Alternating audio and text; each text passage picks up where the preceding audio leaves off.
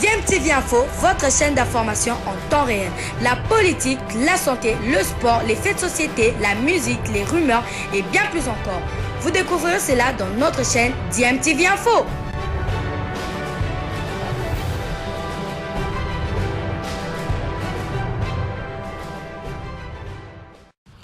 Vous êtes sur DMTV, bonjour ou bonsoir, tout dépend de l'heure à laquelle vous nous suivez. Tout plaisir est pour nous de vous retrouver, mais surtout de savoir que vous êtes nombreux en train de suivre votre chaîne YouTube DMTV. DMTV qui vous propose l'actualité, mais vous propose également des analyses et des réflexions sur des sujets d'actualité, sur des faits sociaux ou tout simplement des réalités que nous observons ici chez nous en République démocratique du Congo. L'actualité, vous le savez, c'est ce match qui va opposer tout à l'heure les Léopards de la République démocratique du Congo au Taifa Stars de la Tanzanie, et cela dans le cadre de la première journée des éliminatoires de la Coupe du Monde Qatar 2022. Les Léopards reçoivent les Tanzaniens à Lubumbashi, et pour cause, le Stade des Martyrs ne répondant pas aux normes n'a pas été homologué ni par la CAF, encore moins par la FIFA.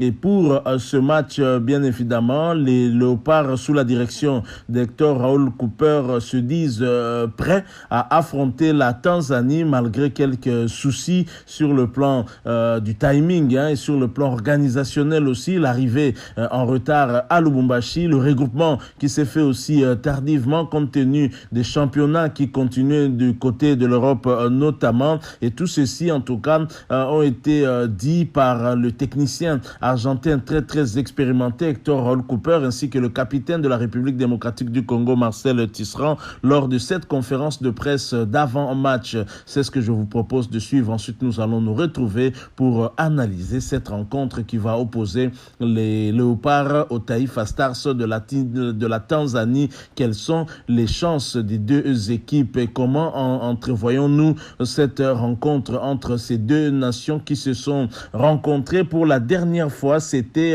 il y a très exactement 3 ans lors d'un match amical qui s'était joué en Tanzanie où la Tanzanie avait pris le dessus sur la République démocratique du Congo 2-0. La RDC reste donc sur sa soif et veut certainement se venger de cet affront contre la Tanzanie en 2018. C'était sous l'ère Jean-Florent Ibenge Ikwange, aujourd'hui en tout cas coach de Renaissance sportive de Berkane, un club marocain. Suivant cet extrait de la conférence d'avant-match, on suit tour à tour le technicien argentin Hector Raoul Cooper et puis Marcel Tisserand. Je vous rappelle que vous êtes en train de suivre DMTV. Si vous n'êtes pas encore abonné, s'il vous plaît, n'hésitez pas, abonnez-vous et n'oubliez pas d'activer la notification. Il suffit pour cela de cliquer tout simplement sur cette petite cloche que vous verrez apparaître parce qu'elle vous permettra de ne plus rien manquer des prochaines vidéos que nous allons vous proposer. Suivant la conférence d'avant-match, nous nous retrouvons tout de suite après.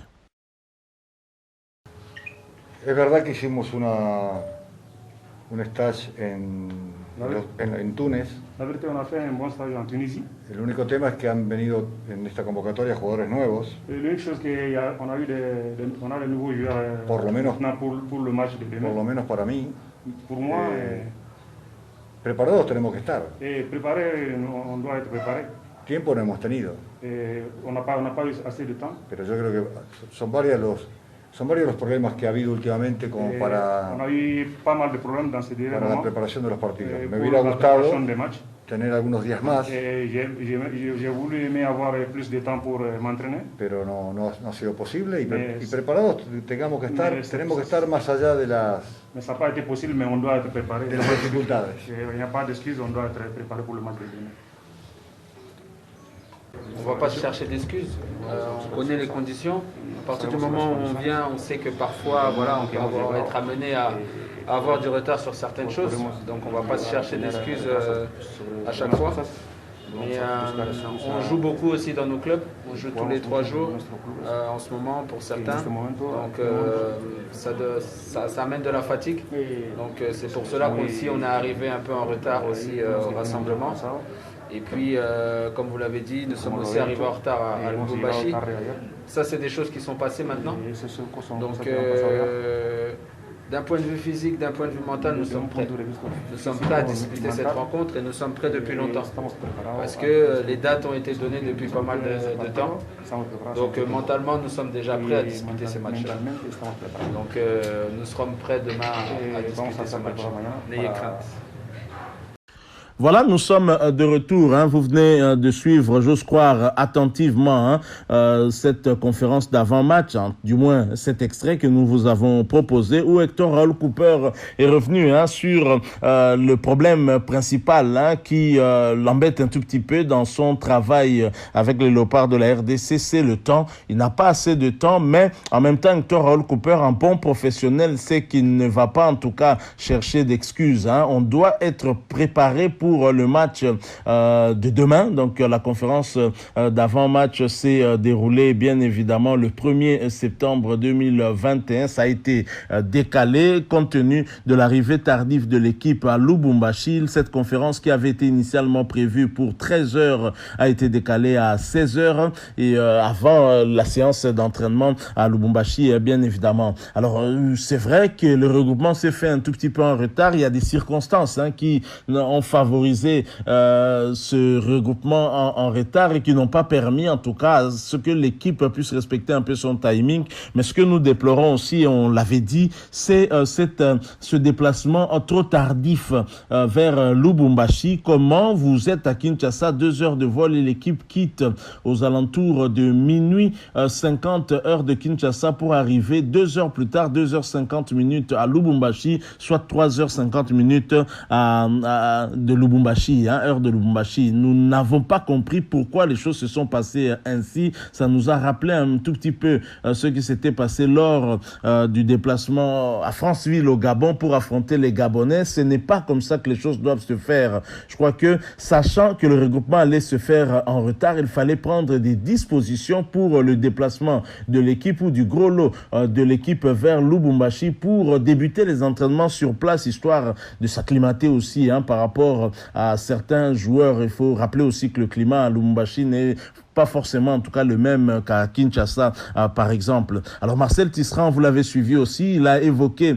cette difficulté-là des joueurs qui jouent parfois 3 fois la semaine et qui en plus doivent faire face à ce type de voyage très fatigant alors que vous devez plutôt dormir au moment où vous vous déplacez, vous êtes obligé de rester éveillé. C'est aux alentours de 5 heures du matin que les joueurs ont pu accéder à l'hôtel Pullman de Grand Caravia à Lubumbashi et pour se reposer. C'est pas normal. Je crois que pour une équipe qui avait déjà des difficultés pour récupérer les joueurs compte tenu du timing, le temps est tellement trop court, on ne peut pas s'organiser ainsi. Marcel Tisserand ne s'est pas plaint de cet état de choses, mais il l'a évoqué. Je pense que c'est aussi un message lancé à ceux qui dirigent le football, notamment la Fédération congolaise de football association, mais aussi le gouvernement, parce que la fédération ne met peut-être pas à disposition des Léopards le moyen des transports pour leur déplacement, je dis, pour ce déplacement vers Lubumbashi. Donc, il y a quelque chose qui ne s'est pas fait correctement et nous dénonçons cela. Je crois qu'il faut quand même avoir conscience aussi que par rapport à ce timing, on devait faire les choses autrement. Donc là, vraiment, nous sommes désolés. Mais en même temps, Marcel Tisserand a dit qu'on ne va pas chercher d'excuses. Donc, malgré qu'on soit arrivé en retard, malgré ce regroupement en retard, malgré la fatigue, mais sur le plan mental, nous sommes prêts. Nous sommes prêts à affronter la Tanzanie. Et mais avant, bien sûr, de continuer, c'est vrai que Marcel Tisserand a dit qu'ils étaient prêts. Je vous propose quand même de revenir sur le parcours des Léopards lorsqu'ils ont quitté Kinshasa pour Lubumbashi. Et nous allons nous retrouver, bien évidemment, pour poursuivre ce sujet et surtout faire l'analyse à proprement parler de cette rencontre qui va opposer les Léopards aux Taifa Stars de la Tanzanie. À tout de suite. Sì, tengo già me. Adesso Rumi, che è questo Rumi? Tengo il Rumi. Che è il Rumi?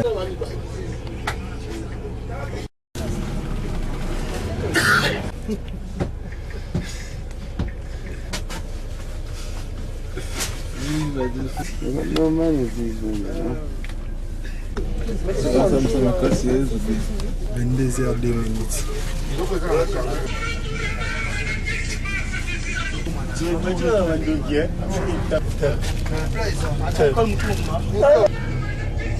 bon.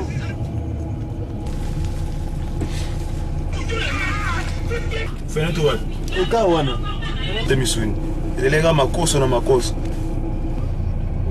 Jody. Ouais. On m'avait dit. Oui, ils ont mangé. Le bus qui est comme ça, il y a des petits trucs qui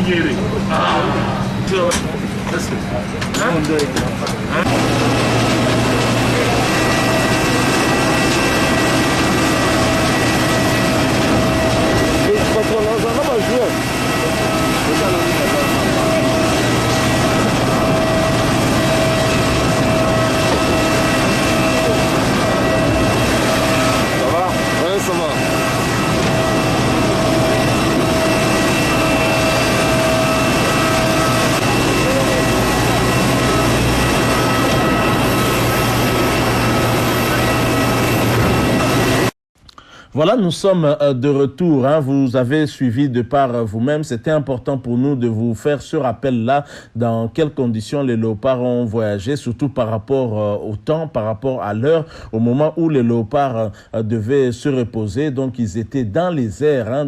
Mais ils ont pris leur chambre autour de 5 heures du matin. Je crois que ce sont des choses à éviter à l'avenir. Il s'agit quand même des éliminatoires de la Coupe du Monde. On se doit de nous donner en tout cas pleine de chance, donc pleine de chance pour pouvoir nous qualifier. D'ailleurs, Hector Roll Cooper, lors de son interview accordée à FIFA.com, revenait sur ce match qui va opposer les Léopards de la RDC, mais plus globalement en tout cas sur la qualification à la Coupe du Monde, conscient que ce sera 47 ans après que les Léopards pourraient retourner dans une phase finale de la Coupe du Monde et qu'il espérait que les Congolais étaient convaincus que cela était possible. C'est important, donc nous devons être mentalement très très forts et nous devons, dans ce groupe J où que nous partageons avec les Tanzaniens, les Béninois ainsi que les Malgaches, nous devons être ceux qui vont le plus croire en cette qualification afin de l'arracher. Je pense que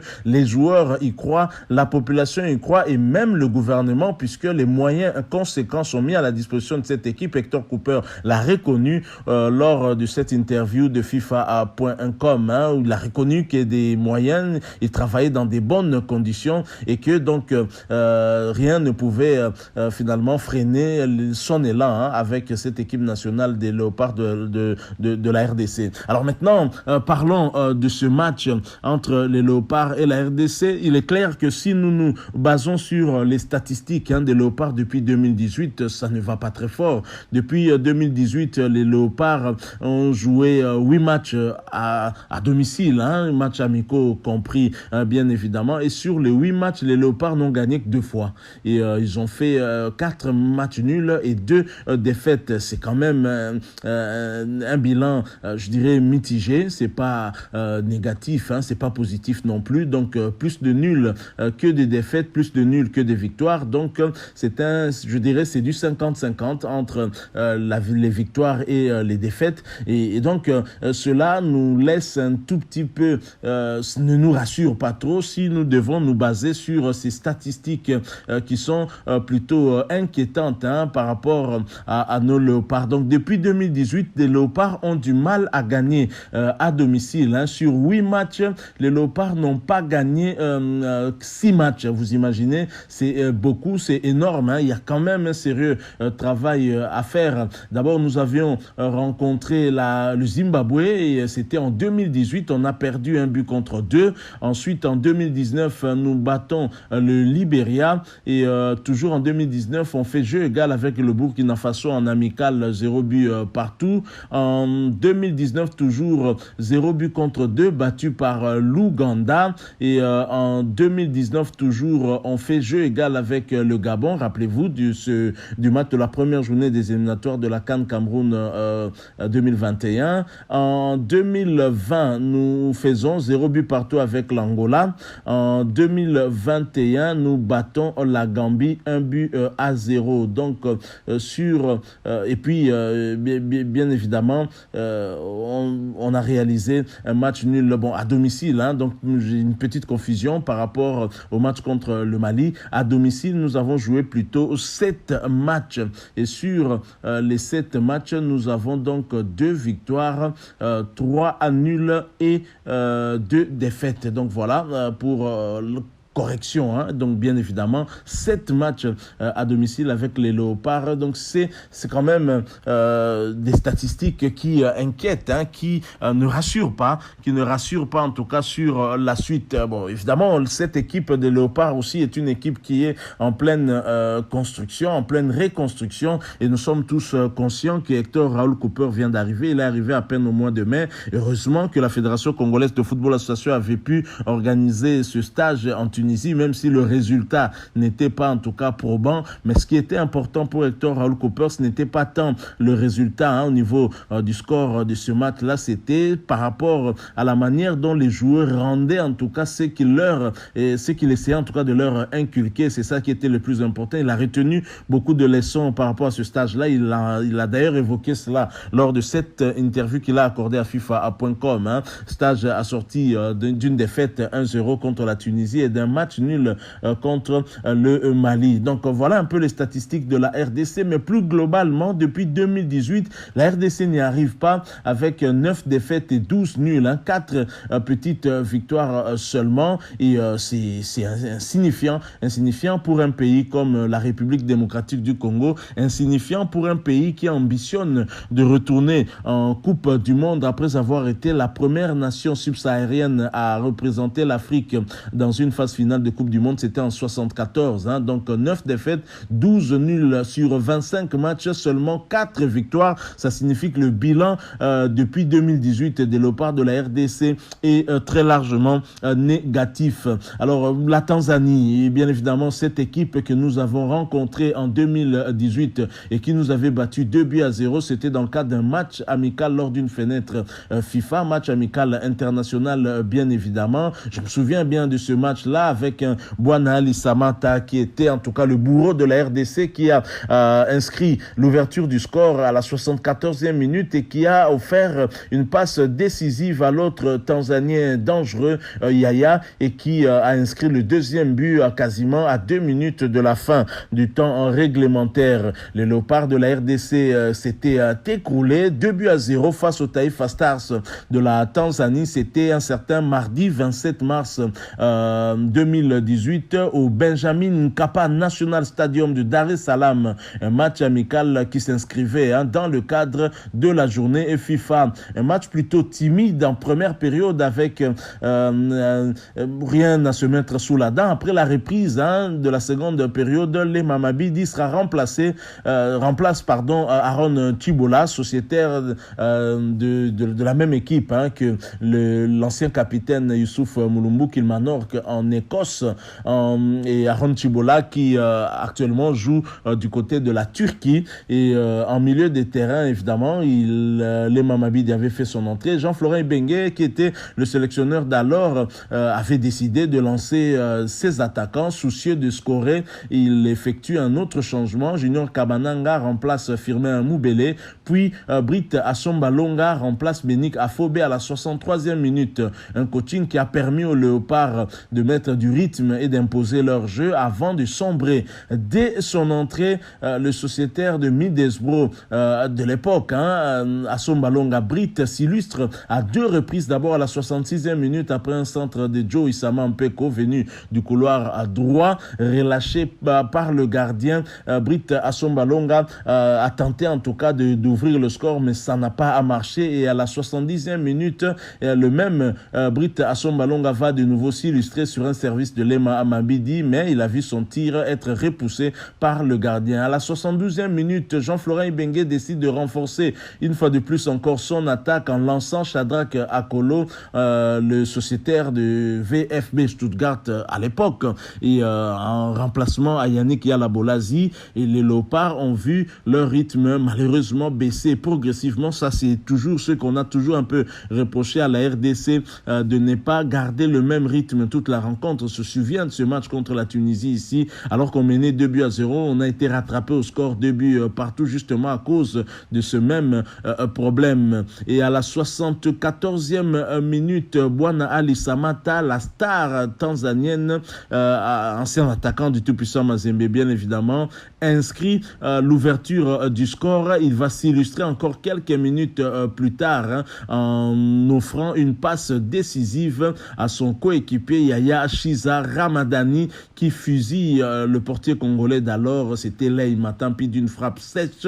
À la 88e minute, un nouveau but, 3 minutes avant la fin, et le coup de sifflet ne tardera pas en tout cas à sanctionner ce match, et la République démocratique du Congo va donc perdre par 2-0 lors de ce match amical. Et j'imagine que les joueurs ont en tête en tout cas ce match-là, puisque dans l'effectif actuel d'Hector Raoul Cooper, sur les joueurs qu'avait aligné Jean-Florent Ibenge du côté de la Tanzanie, 7 sont récupérés par Hector Raoul Cooper. Il s'agit de Joe Issama Mpeko, il s'agit également de Bangala Ali Tombo, Glody Ngonda Muzinga, il s'agit de Chancel Mbemba, il s'agit également de Yannick Yala Abolazi, il s'agit aussi de Shadrack Akolo, ainsi que Britt Assomba Alonga, bien évidemment. Donc 7 joueurs qui ont fait partie en tout cas de cet effectif qui avait affronté la Tanzanie, ce qui est une bonne chose d'ailleurs, parce que ça signifie qu'on a quand même dans cet effectif des Léopards des joueurs qui connaissent cette équipe-là de la Tanzanie, puisque beaucoup de joueurs tanzaniens sont là, même si le capitaine et meilleur joueur tanzanien sera probablement absent pour ce match. Nous l'avons dit, il était à Anvers, dans l'équipe de Royal Antwerp, ancien club de Dieu Merci Mbokani, actuel club du Congolais Nil de Pau et de Ava Adongo, évidemment beaucoup de Congolais qui évoluent dans ce club de Royal Antwerp. Bwana Ali Samata qui vient de signer de ce côté-là, c'était lors de la dernière journée du mercato estival, donc ça devait se terminer le mardi 31 août à 23h59 et Bwana Ali Samata ne pouvait pas rater cette opportunité. Voilà pourquoi il va peut-être être absent lors de ce match de la première journée contre la République démocratique du Congo. Mais tant mieux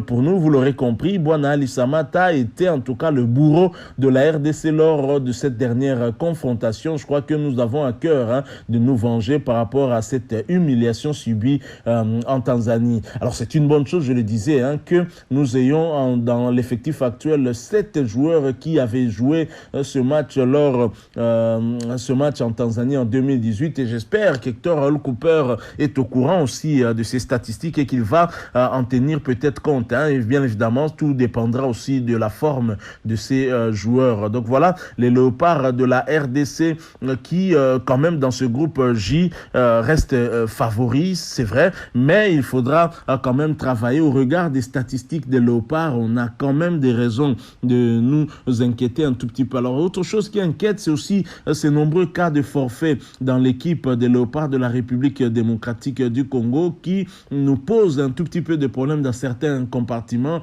Par exemple, dans le compartiment des ailiers. Yannick Yalabolazi est là, mais il était sans club. Il vient à peine de signer à Rizespor du côté de la Turquie. Il n'a pas encore commencé à jouer après avoir signé signé automatiquement et directement. Il est venu ici à Kinshasa pour répondre à l'appel de la nation et on espérait compter sur Elia Meshak, mais maintenant il est clair qu'Elia Meshak a des problèmes administratifs. Ça n'a rien à voir avec son litige et le tout-puissant Mazembe. Elia Meshak a un problème à cause de son statut. Son statut en Suisse est un statut de réfugié, donc il ne peut pas venir ici, mais on aurait bien voulu le voir lors de la deuxième journée. Je me demande bien pourquoi la fédération qui a fait allusion à ce statut d'Elia Meshak n'a pas vu les choses de cette manière-là. Bon, espérons que c'est une chose qui sera réglée dans les jours qui viendront. Alors voilà, donc évidemment pour cette rencontre, la RDC, je l'ai dit, est favorite, mais il faut faire attention. La RDC joue face à une équipe qui l'avait battue et dont beaucoup de joueurs en tout cas sont présents pour ce match, et surtout celui qui avait inscrit le deuxième but tanzanien, Yaya Shiza Ramadani, un attaquant virevoltant et un attaquant très très dangereux et qu'il faudra bien surveiller. Donc, alors je disais aussi que la République démocratique du Congo a certaines difficultés dans quelques compartiments, notamment en attaque, du côté des ailes. Yannick Yalabolazi est-il à 100%? Nous n'en savons rien. Bon, Shadrach Akolo aussi est là, mais est-il à 100%? Dans son club d'Amiens, il n'est pas souvent titulaire, mais c'est vrai qu'il a quand même du temps de jeu. Il fait son entrée en jeu lors des matchs de son équipe. Donc, quel type de classement Hector Cooper va nous proposer? Lui qui aime un jeu plutôt défensif, est-ce que faudra-t-il associer Dieu merci Mbokani et Cédric Bakambu comme cela a été le cas en 2017 lors de ce match perdu 1 but contre 2 face au Ghana? Ça avait plutôt bien marché, même si Jean-Florent Bengue avait fait entrer Cédric Bakambu très très en retard. Ce dernier s'était montré en tout cas très dangereux face aux Ghanéens. Donc c'est une question qu'on peut se poser. Quel choix pour Hector Cooper pour le milieu de terrain, avec l'absence aussi de Gaël Kakuta blessé, qui n'a pas pu faire le déplacement de la République démocratique du Congo. On sait déjà que Niskans Kebanou ne sera pas là et qu'il sera plutôt présent lors de la deuxième journée face aux écureuils du Bénin. Il y a Paul-José Mpoku qui n'est pas là non plus. Donc le profil des joueurs meneurs de jeu qu'on appelle chez nous des 10 également nous manque pour cette rencontre. Alors quel choix pour Hector Cooper? On sait que lui c'est un technicien qui aime plutôt un jeu défensif. Est-ce que ça va trop le gêner? Nous n'en savons rien, mais avec ce type de jeu il faut quand même des latéraux et des ailiers très très rapides et très virevoltants, en tout cas pour procéder à des contre-attaques en cas de récupération de balles, et de ce côté-là je crois qu'on n'est quand même pas aussi trop vernis ailleurs. Alors il y a autre chose, c'est vrai, si nous pouvons nous bomber le torse d'avoir 7 joueurs aussi qui avaient joué lors de ce match perdu contre la Tanzanie. Les Tanzaniens par contre ont quand même un peu plus de cohésion par rapport à nous, parce que leur équipe est constituée en majorité de joueurs évoluant au pays. Ce sont les 3 grands clubs de ce pays qui ont fourni le gros du contingent tanzanien. Il y a Simba SC, Young Africans ainsi que Azam, et donc forcément ces joueurs se connaissent puisqu'ils jouent ensemble depuis un certain moment. Ils jouent dans le même championnat, ils se connaissent très bien, donc la cohésion sera quand même du côté de la Tanzanie. Mais c'est vrai qu'en République démocratique du Congo, la plupart des joueurs sélectionnés aussi, c'est vrai qu'en dehors des nouveaux qui arrivent, nous avons quand même beaucoup de cadres qui se connaissent aussi, et on peut espérer que la mayonnaise puisse prendre assez facilement, puisque ce sont des joueurs qui ont déjà eu à jouer beaucoup de matchs vraiment ensemble. Donc voilà ce que nous avons voulu partager avec vous, cette petite analyse par rapport à cette rencontre qui va se jouer tout à l'heure entre la RDC et la Tanzanie, une rencontre dans le cadre de la première journée des éliminatoires de la Coupe du Monde Qatar 2022, et les Léopards